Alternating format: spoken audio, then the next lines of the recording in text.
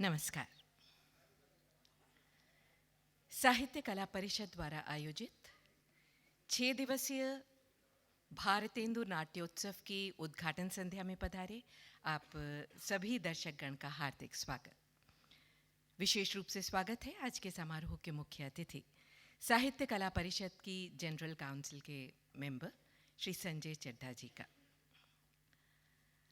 आज शुरू हो रहा ये समारोह 6 दिन तक चलेगा, जिसमें आप गत वर्ष के उत्कृष्ट नाटकों का मंचन देख सकते हैं।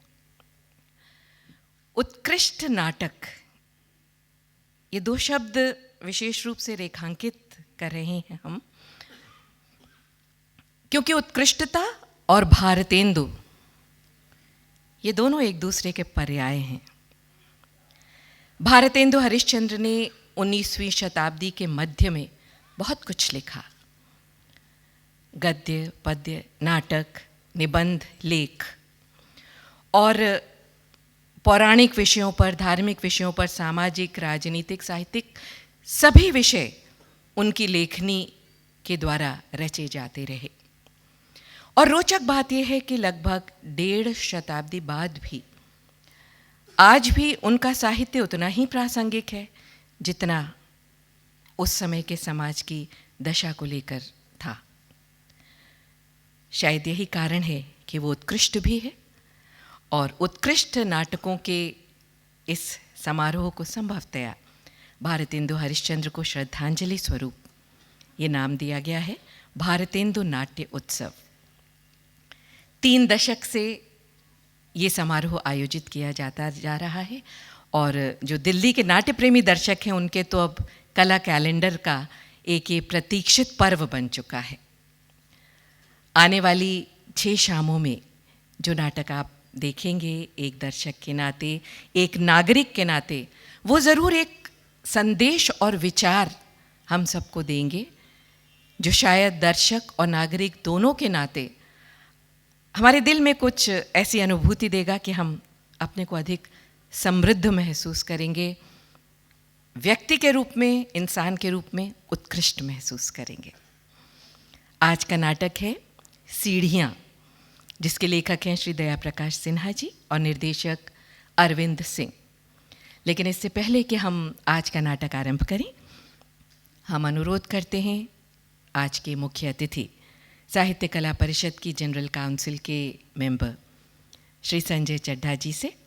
और हमारे लिए गर्व का विषय है कि नाटक के लेखक, बहुत ही वरिष्ठ लेखक श्री दया प्रकाश सिन्हा जी भी हमारे मध्य पधारे हैं। आप दोनों को मैं मंच पर आमंत्रित करती हूँ कि तशरीफ़ लाएं और दीप प्रज्वलित कर इन उत्कृष्ट नाटकों के समारोह का उत्कृष्ट दीपमय शुभारंभ करें।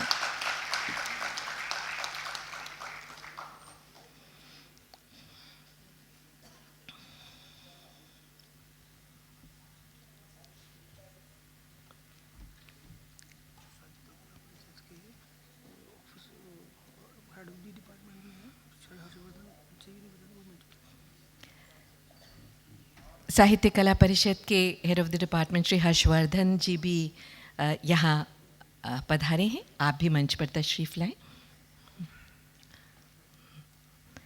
मंच पर आपका स्वागत। और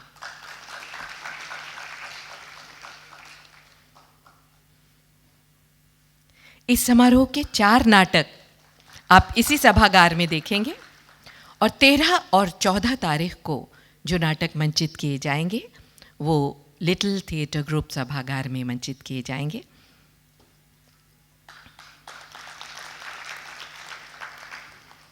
हमारे विशिष्ट अतिथिगण का एक मिनट सिन्हा साहब, आप भी थोड़ा सा कष्ट आपको। और अब हम अपने मुख्य अतिथि श्री संजय चड्ढा जी का और नाटक के लेखक श्री दया प्रकाश सिन्हा जी का जीवंत पौधों से स्वागत कर रहे हैं।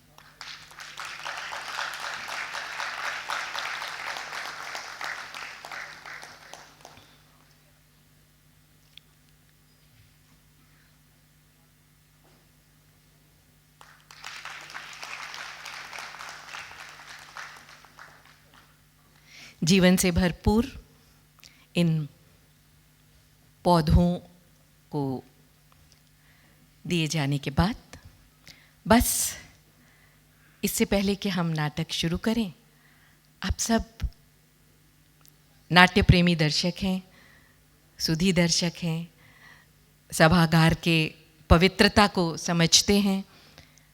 कलाकार के लिए वातावरण और एक एक किरदार को जीना कितना नाजुक लम्हा होता है, उसका आदर करते हुए अपने मोबाइल फ़ोन्स को या तो साइलेंट कर लें या स्विच ऑफ कर लें। बहुत मेहरबानी होगी आपकी। और अब हम प्रस्तुत करते हैं श्री दया प्रकाश सिन्हा द्वारा लिखित और अरविंद सिंह द्वारा निर्देशित नाटक सीढ़ियाँ।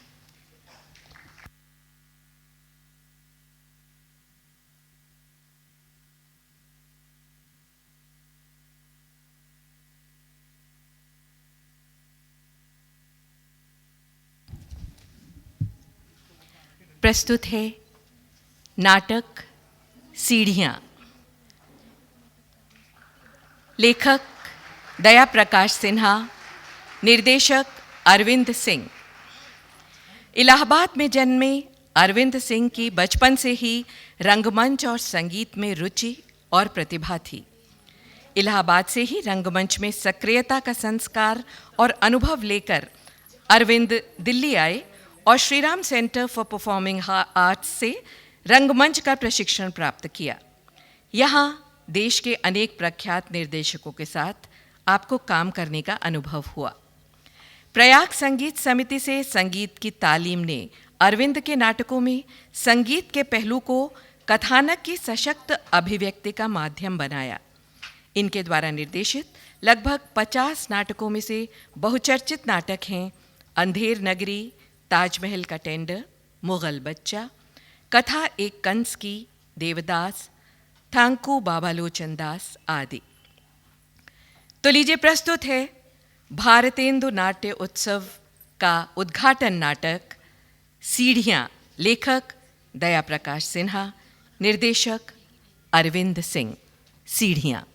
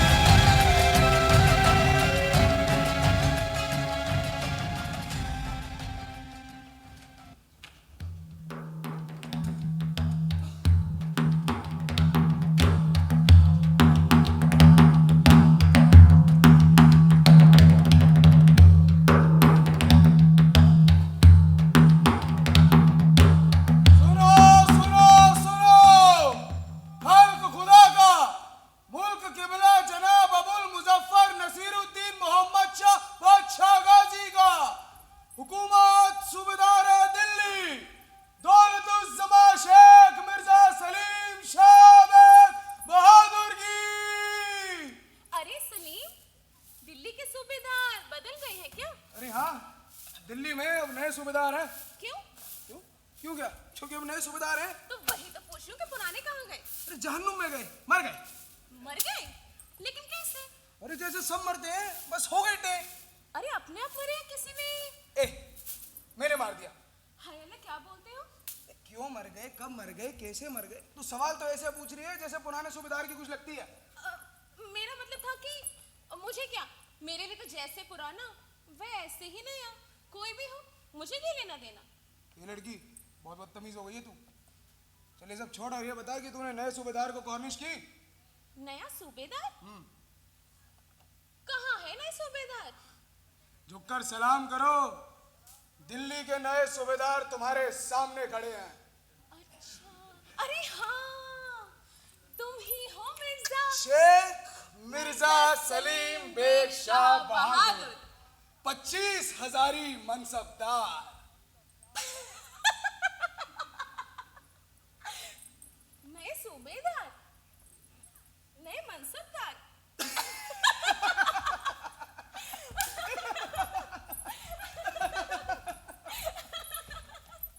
हंसने की क्या बात थी? सलीम, तुम्हारे नाम के आगे पीछे ये शेख मिर्जा बेग वगैरह कैसे लग गया? मैंने लगा लिया। क्यों? क्यों? अरे देख, दिल्ली के सूबेदार का छोटा सा नाम होगा, बित्ते भर का नाम सलीम, ना कुछ आगे ना कुछ पीछे। देख जितना बड़ा ओहदा होगा उतना ही बड़ा नाम। हाँ, शेख मिर्जा सलीम बेग शाह बहादुर, दौलतु जुम्मा इंतजामुद्दौला। भोला भोला भोला।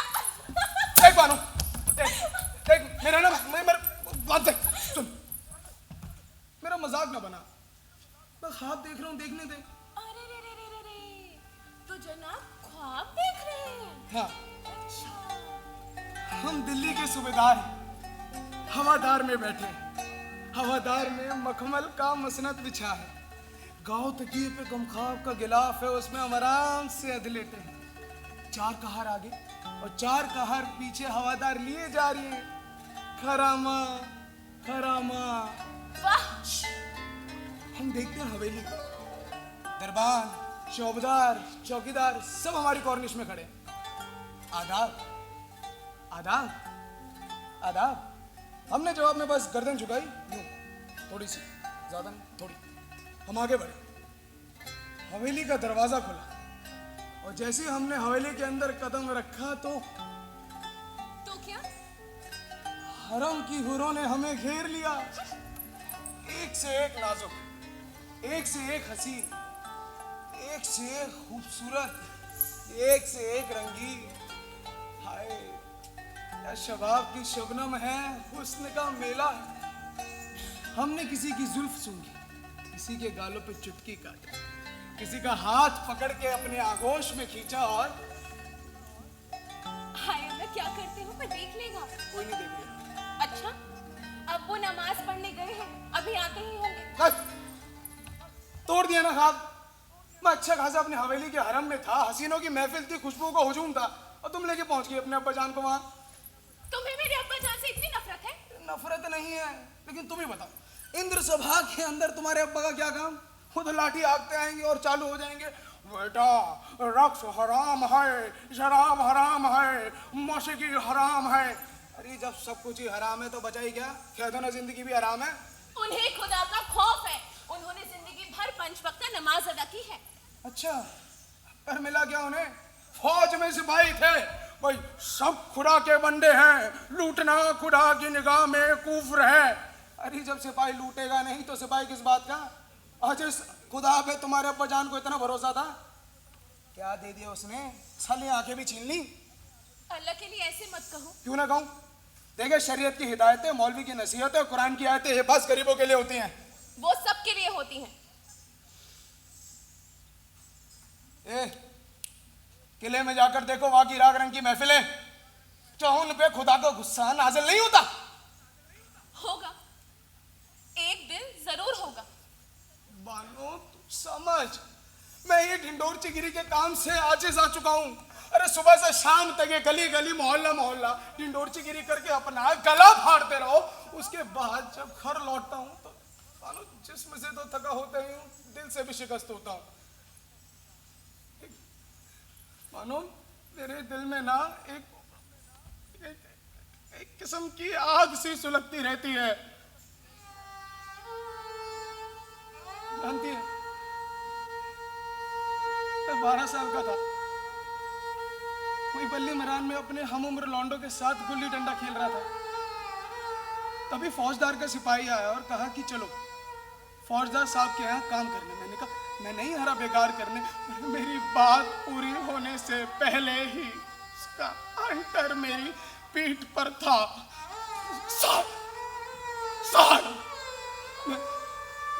मैं वहां जमीन पे अधलेटा तड़प रहा था। मेरी पीठ खून से तरबतर थी, लेकिन उसके हाथ नहीं रुक रहे थे। आज भी रात को कभी भौचक्के से उठ जाता हूँ और कहता हूँ मत मारो, मत मारो। वो खाओ अभी तक वो मुझे नहीं मार रहा था, और बाकी सबको ये बता रहा था कि बेगार से इनकार करने की सजा क्या है।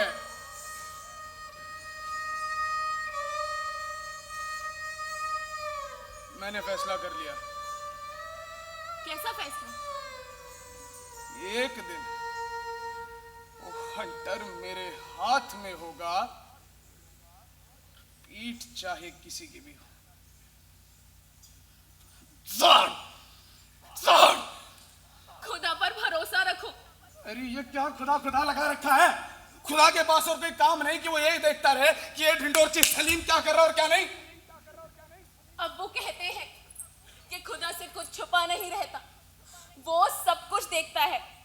तो वो ये क्यों नहीं देखता कि मोहम्मद शाह रंगीले के हरम में एक से एक 4000 खूबसूरत औरतें हैं। अरे वो बादशाह है, लेकिन हुकूमत का सारा काम छोड़ के एक ये तवायफ ऊधम भाई के कोठे में बड़ा रहता है। साला हरामी का पिल्ला।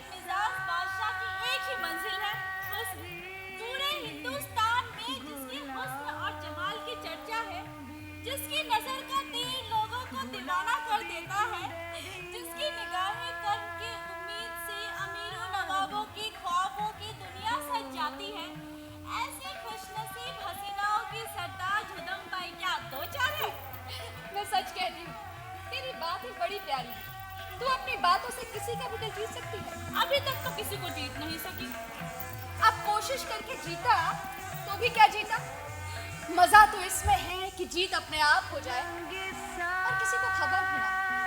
अचानक मुड़कर देखो तो कोई शिकस्ता कदमों में पड़ा हुआ कदम चूमता हो।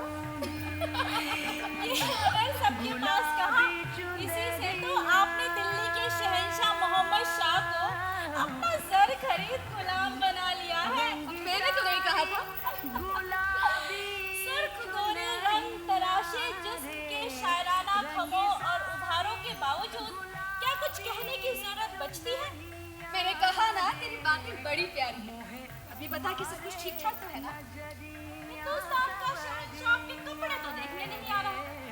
अच्छा, तो फिर क्या देखने आ रहा है? खुदा की बेहतरीन बेमिसाल कारसाजी। तू बातें मत कर, बस बता कि कपड़े तो ठीक है ना? सच पूछिए तो दीवाने की हुस्न खोजी निगाहों के लिए कपड़े तो रुकावट है। रहने दे रुकावट, कहीं इंतहा में अपनी जान ही ना गवा बैठे बेचारा। बादल की घटाओं जैसी ये गिरसी। अच्छा ठीक है, चापलूसी मत कर, जा बादशाह को कहीं और बात कर। ठीक कहती है, कहीं बादशाह ही बादशाह को न काट खाए। कहाँ गया सर?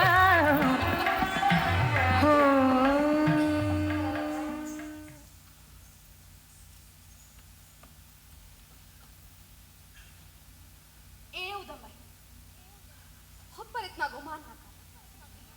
तो ये क्यों भूल जाती है कि वो एक बादशाह है?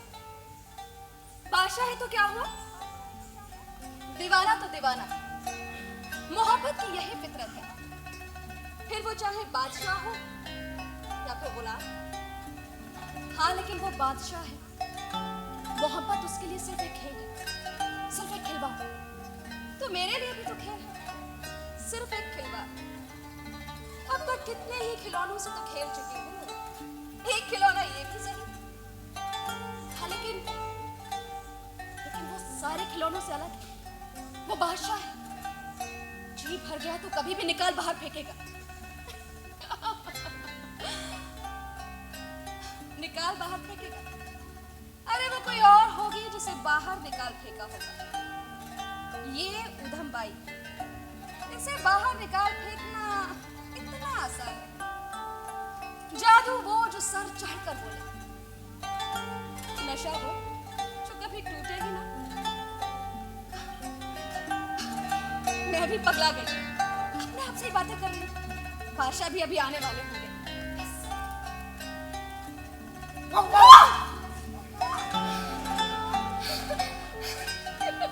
ये क्या? तुम्हें कुत्तों से मोहब्बत है हाँ तो मुझसे मोहब्बत करो ना। मोहब्बत? हाँ, मैं कुत्तों को ड्योढ़ी के बाहर रखती हूँ। मैं बादशाह हूँ। तो मैं भी तवाया। मुझ में मुगल खून है। मुझ में मुगल खून के अलावा ईरानी, तुरानी, हिंदुस्तानी और अफगानी खून है। मैं तुमसे मोहब्बत करता हूँ। तो मैं क्या करूँ? तुम्हारी मोहब्बत में दीवाना हो रहा हूँ। ये तुम्हारे कदमों पर रखता हूँ। इसमें कोहिनूर है, दुनिया का नायाब रत्न। दिल रत्नों से नहीं जीता जाता, फिर वो चाहे कोहिनूर ही क्यों ना हो।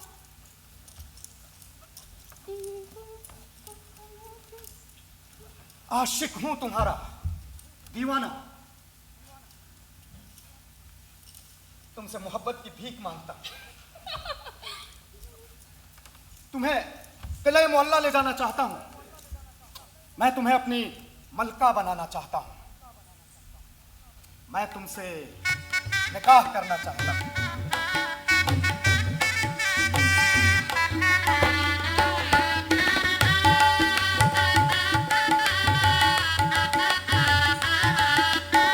ले चलो मुझे काजी के पास।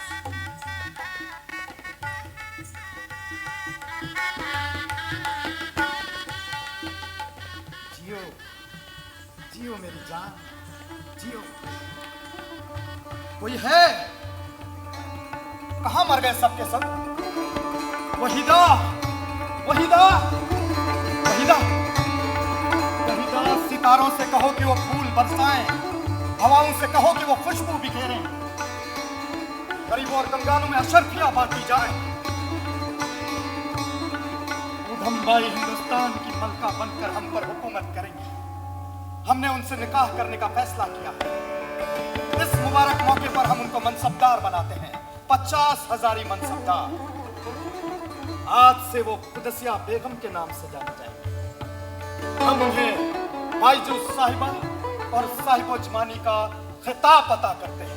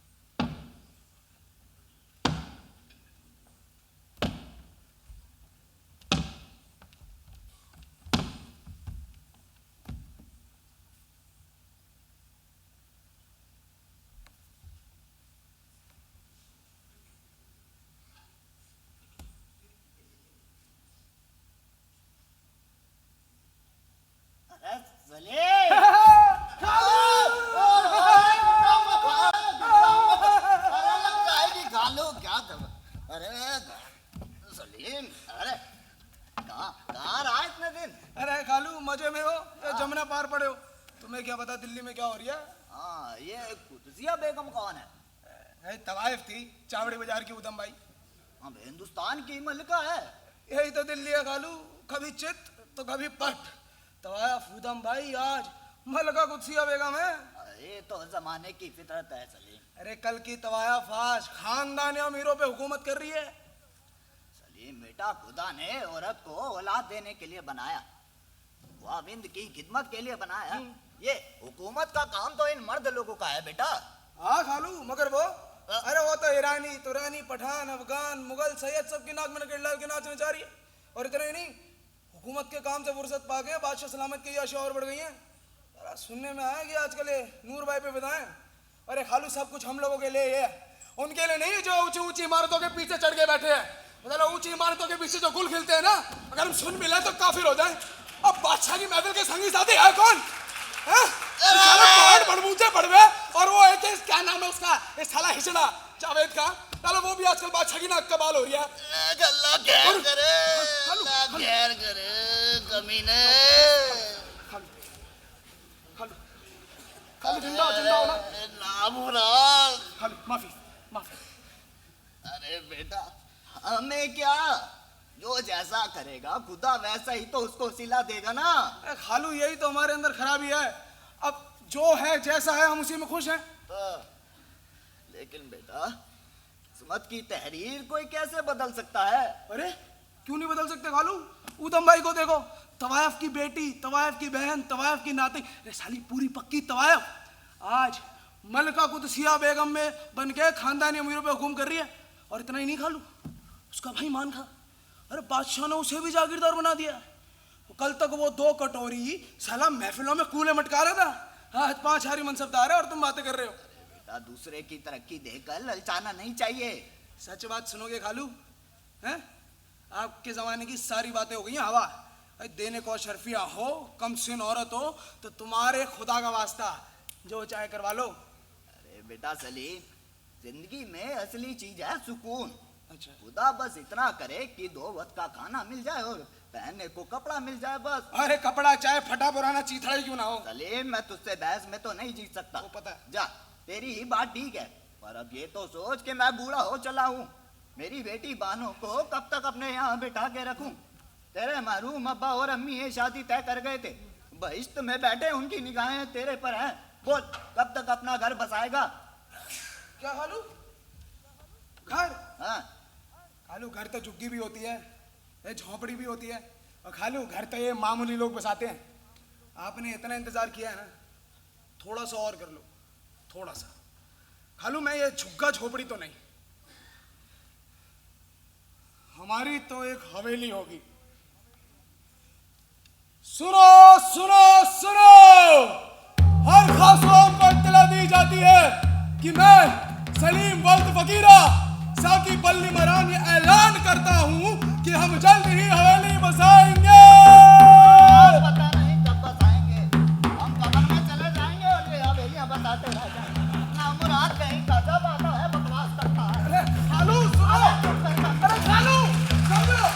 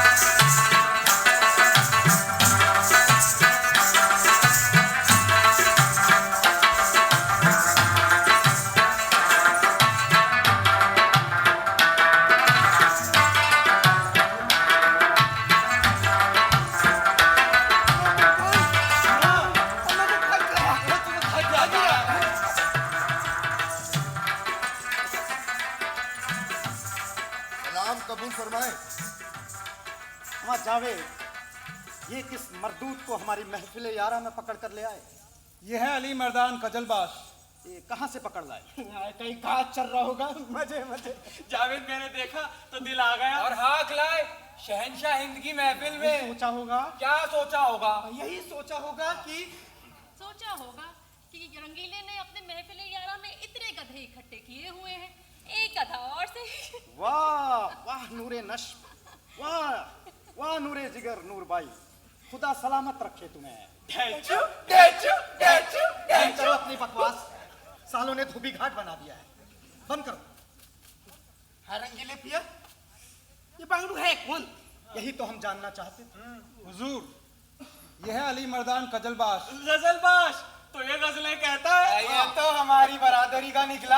आए तो हो जाए दो चार गजलें। इरशाद। गजलबाज नहीं, कजलबाज। ये पेशावर के सूबेदार नासिर खां के वकील हैं। तो ये नासिर खां के पास जाए, हमारे पास क्यों आ गए? परवरदिगार हूँ, उनका पैगाम लेके हुजूर के दरबार में हाजिर हुआ है।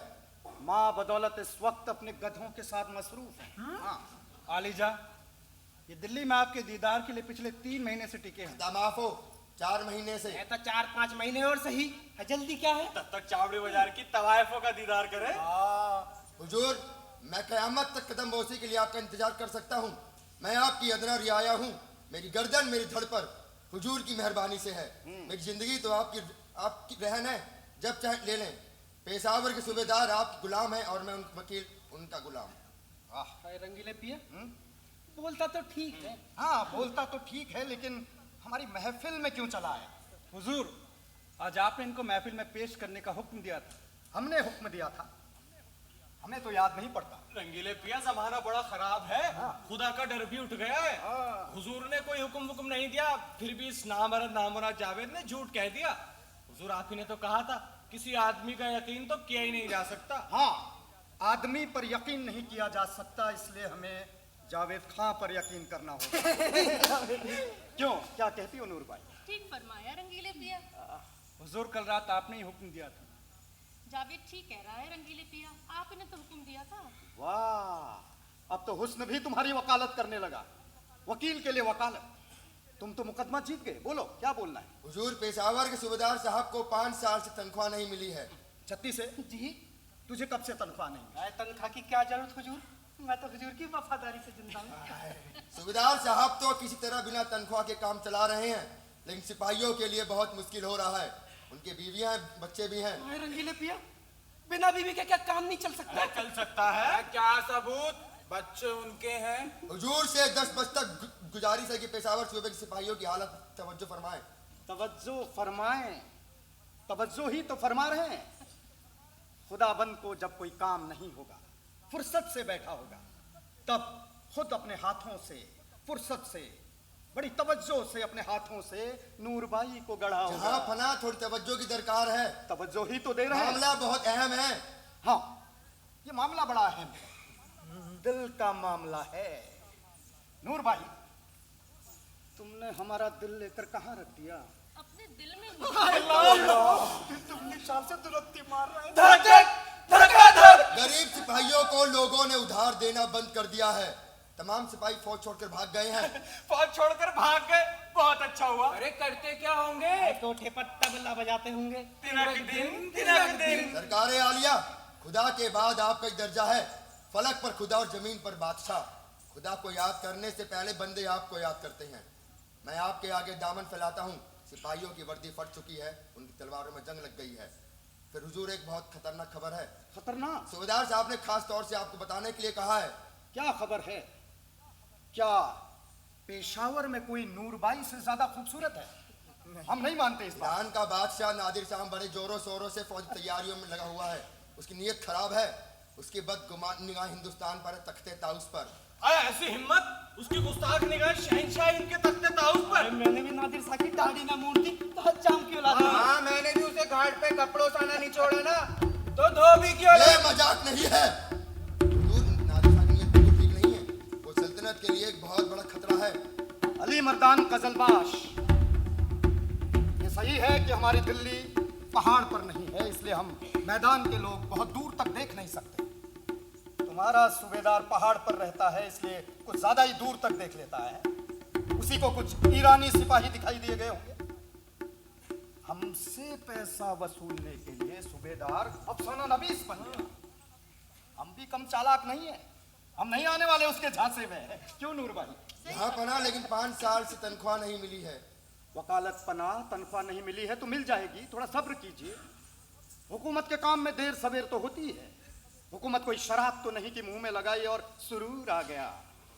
हुकूमत का काम चलता है रफ्ता रफ्ता, धीरे धीरे, रफ्तार रफ्तार, धीरे धीरे। हम बंगाल के सूबेदार को हुक्म दिए देते हैं, बरसात के बाद पेशावर रुपये पहुंच जाएंगे, बांट देना पूरे साल की तनख्वाह एक साथ। गरीब परवर में मगर 5 सरकार के काम में दखलंदाजी ठीक नहीं है भाई। उसका अपना तरीका है, अपना ढंग है, वहां सब कुछ चलता है, लेकिन आहिस्ता आहिस्ता। परवरदिगार, मगर अब तुम जा सकते हो।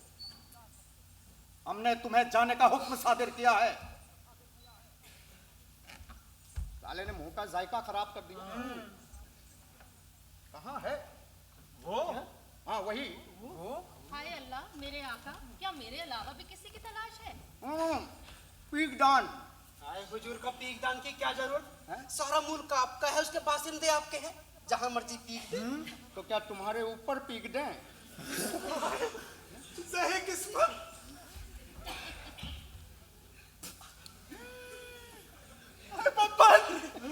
मैं तो रंगीले के रंग रहती, अब रंगीला ही है मेरा साचो प्रीतम। नहीं नहीं नहीं, 36 से हम तुम्हारे प्रीतम नहीं है। पूछ लो नूरबाई से, हमें वो शौक नहीं है। हम प्रीतम नहीं है तुम्हारे। साला 36 से बड़ा हरामी है ये।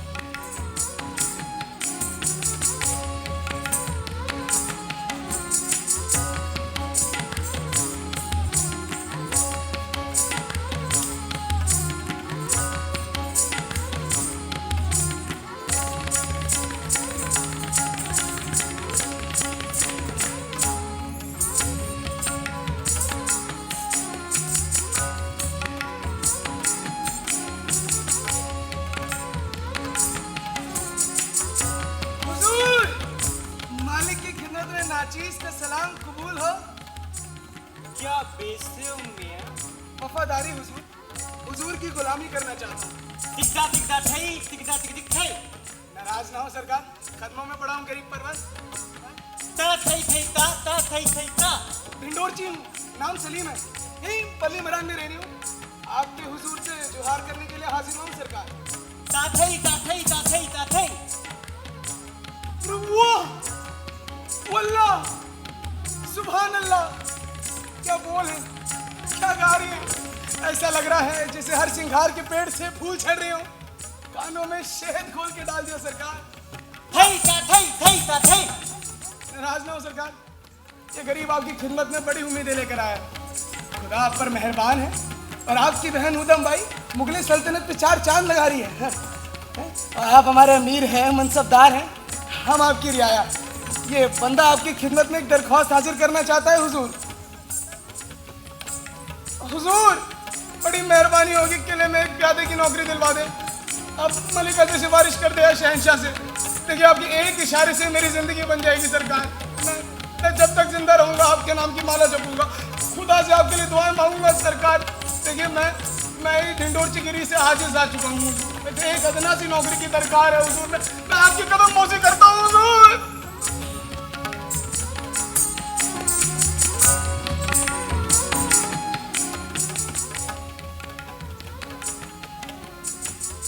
हुजूर, मेरा खानदान नाचने गाने वालों का है।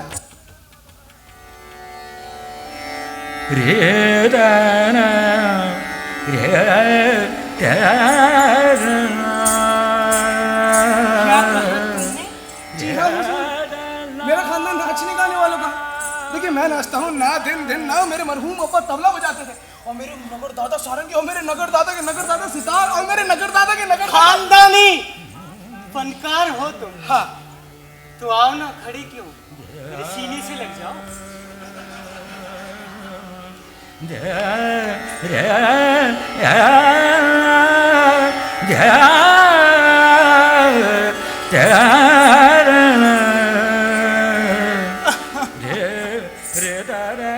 एक बार और आ जाओ ना।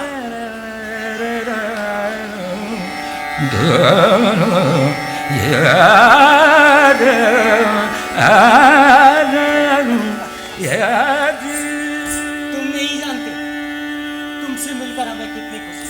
हमें भी। इस खुशी में एक जाम हो जाए। नहीं हुजूर, थोड़ा सा नहीं। जरा हम भी तो तुम्हारा कमाल देखें। हुजूर, वो बात ये है ना कि अभी रियाज थोड़ा कम हो गया और मुल्ला मौलवी तो वैसे ही कहते कि रक्स हराम है, इसलिए अभी खाक डालो मुल्ला मौलवियों पर, बस कुछ हो जाए। कतने का जानते हो? हाँ हुजूर, बस यहाँ से निकलने की देर है, देख लेंगे निकल। ये रहा। चक्कर दिखा सकते हो? हाँ हुजूर, मैं और करता ही क्या हूँ, दिन भर गली गली मोहल्ला मोहल्ला चक्कर ही तो लगाता हूँ हुजूर। हाँ। कितने चक्कर दिखा सकते हो? 10, 20, 30, 40? 10, 20, 30 हुजूर। अरे 100, 200 कोस भी मेरे लिए कुछ नहीं सरकार। 10, 20 कोस तो हो जाए। भाई खां साहब, हमारे मेहमान नाच रहे हैं, चक्कर में अपना कमाल दिखाएंगे। जरा तबले पर आइए। रुकिए।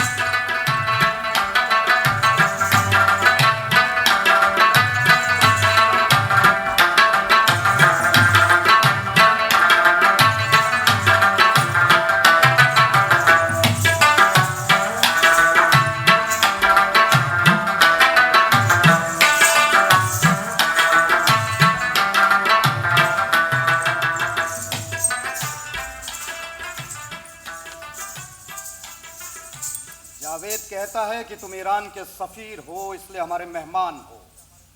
चलो भाई, मान लिया तो कहिए मेहमान साहब। ईरान के शाह नादिर शाह ने इस नाचीज के जरिए शहंशाह हिंदुस्तान के लिए दोस्ती का पैगाम भेजा है। ले लिया पैगाम, आगे बोल। रंगीले पिया, अकेले अकेले ही ले लिया, बांटिएगा नहीं। ओ, हम तो भूल ही गए। क्या नाम है तुम्हारा मियाँ? मोहम्मद खां तुर्कमान। हाँ, तुर्कमान खां। हम तुम्हारे शाह की बड़ी इज्जत करते हैं, बड़ी मोहब्बत करते हैं। सुना है कमाल के इंसान हैं वो, भेड़ें चराते चराते हुकूमत चलाने लग गए। मामूली इंसान ये सब नहीं कर सकता, इसीलिए हम उनसे दिल से मोहब्बत करते हैं। ठीक कहा हमने? ठीक फरमाया रंगीले पिया। बहुत कह लिया, अब हलक सूख रहा है। तुर्कमान खां, इस गुलाम का नाम मोहम्मद खां तुर्कमान है। अलीजा, एक में तुर्कमान तो दिल्ली में भी थे, जिन्होंने दिल्ली दरवाजे के पश्चिम में दरवाजा बनवाया था, लेकिन वो तो मर गए हैं। क्या पता भूत बन के आया। तुर्कमान खां, हम तुम्हारे शाह की बड़ी इज्जत करते हैं, इसीलिए हमने तुम्हें अपने दीवाने खास में बुलाया है, अपने यारों की महफिल में बुलाया है। तुम्हारे शाह का दिया पैगाम हमने अपने दोस्तों में बांटा, ये लो बांटो। और अब तुम भी ये ले जाओ हमारा पैगाम, इसे अपने शाह को देना और उनसे कहना कि वो भी अपने दोस्तों में बांटे जैसे हमने बांटा। क्यों तुर्कमान खां? गुलाम का नाम मोहम्मद खां तुर्कमान है। हाँ, नाम कुछ भी हो, तुर्कमान खां, मोहम्मद खां, उससे क्या फर्क पड़ता है। अब तुम जा सकते हो। अब फूटो भी यार। शाह ईरान का पैगाम अभी बाकी है, अगर इजाजत दे तो। हाँ तो बोलो, क्या तकल्लुफ है, बोलो। आपके सिपाही ईरानी हद पार करके ईरानी सल्तनत में घुसा है और फसल काट कर ले गए। ईरानी सूबेदार ने पेशावर के सूबेदार से शिकायत भी की, लेकिन अब तक कोई जवाब नहीं दिया। फसल ही तो काट कर ले गए, भीड़ तो नहीं उठा ले गए, तो ईरानी सब परेशान हैं। ये सिर्फ फसल की बात नहीं है, ईरानी हुकूमत की शान में गुस्ताखी है, ईरानी गैरत पर डाका।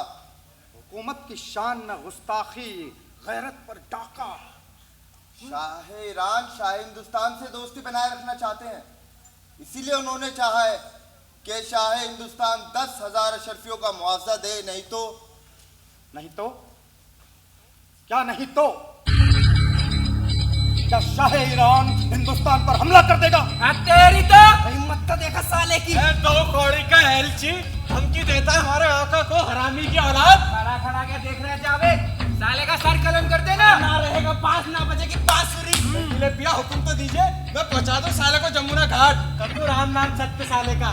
जावेद, क्या सजा दी जाए इस लच्चा के पिल्ले को? माफ आलम पना, ये कहलती है, इसकी जान की सलामती आलम पना की जिम्मेदारी है। हमने तुम्हें माफ किया, जावेद ने कहा और हमने मान लिया।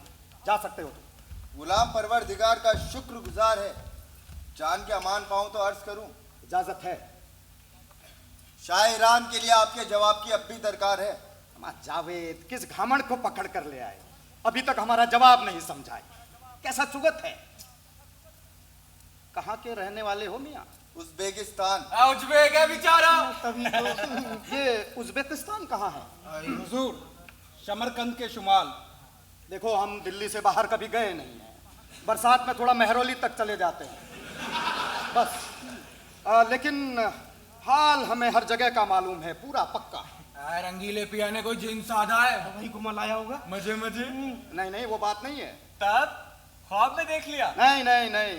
तब किसी मुल्क को जानना हो तो उस मुल्क की औरत को जानो। अच्छा, उस मुल्क के बारे में सब कुछ जान जाओ।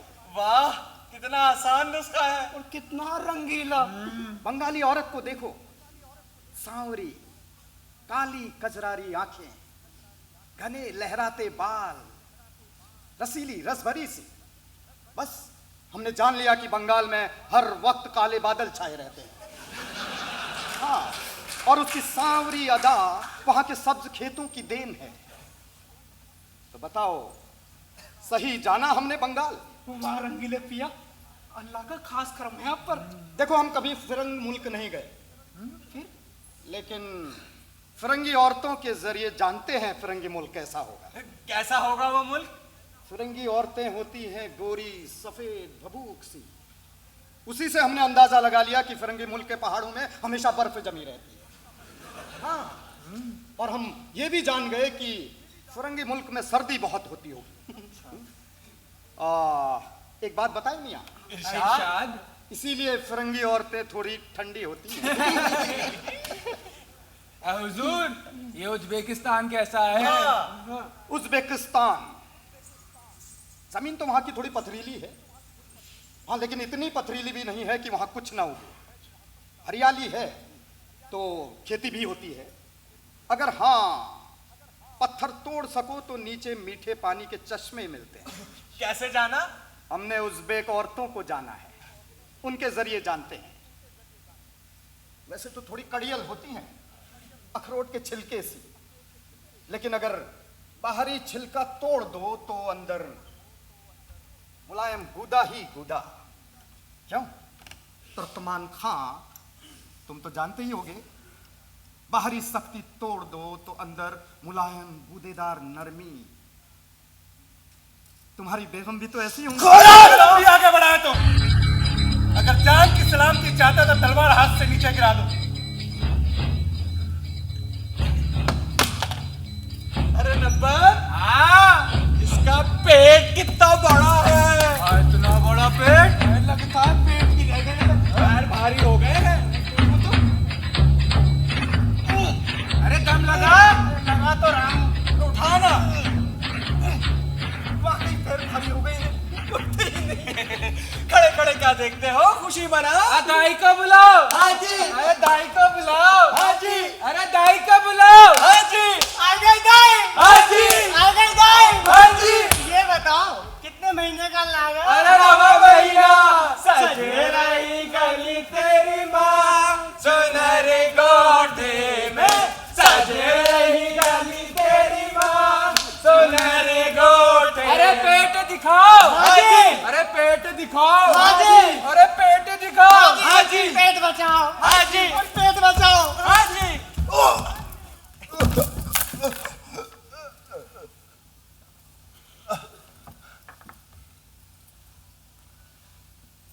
कितना खूबसूरत रंग है। टेसू के फूल याद आ गए। होली कब है? हो सावा तेसुहा रंग सबके नसीब दा। सावा तेसुहा रंग नसीब दा। खेले दुख सुख आंख मिचोली हो, तेरे सुख दुख आंख मिचोली।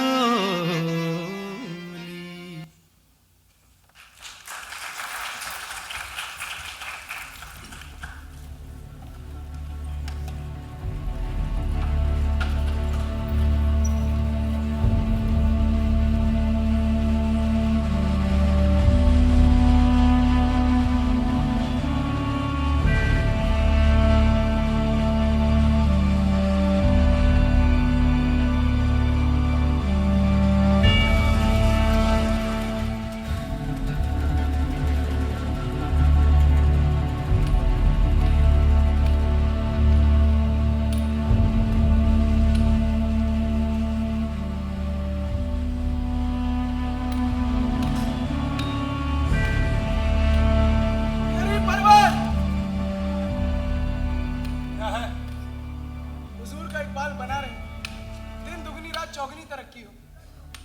बात क्या है? हुजूर बंदा जानता है कि आप एक दिन सल्तनत के सिपह सलार बनेंगे, फिर वजीर बनेंगे। अरे हुजूर के नाम का डंका हिंदुस्तान की सरहदों के पार काबुल, फंदहार और फारस तक बजेगा। सरकार क्या चाहते हो?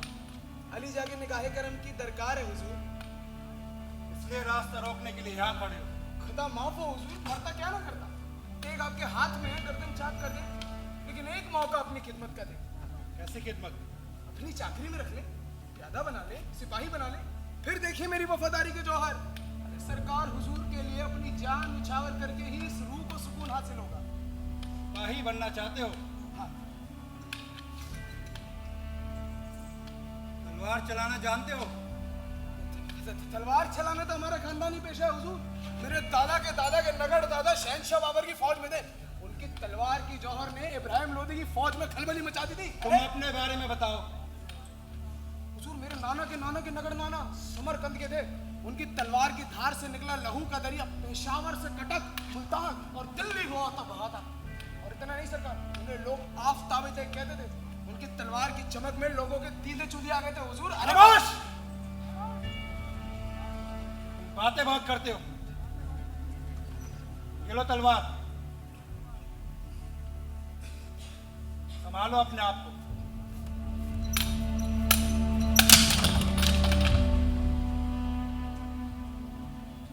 तलवार उठाकर लेकर आओ।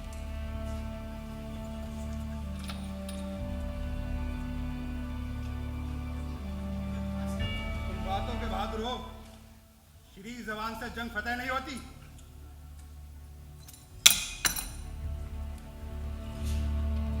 हुजूर, मेरे दादा हिजड़े थे। तुम्हारे दादा हिजड़े थे? हाँ हुजूर। और तुम्हारे अब्बा भी हिजड़े थे? हाँ माई बाप। तुम हिजड़े की औलाद हो? हाँ सरकार।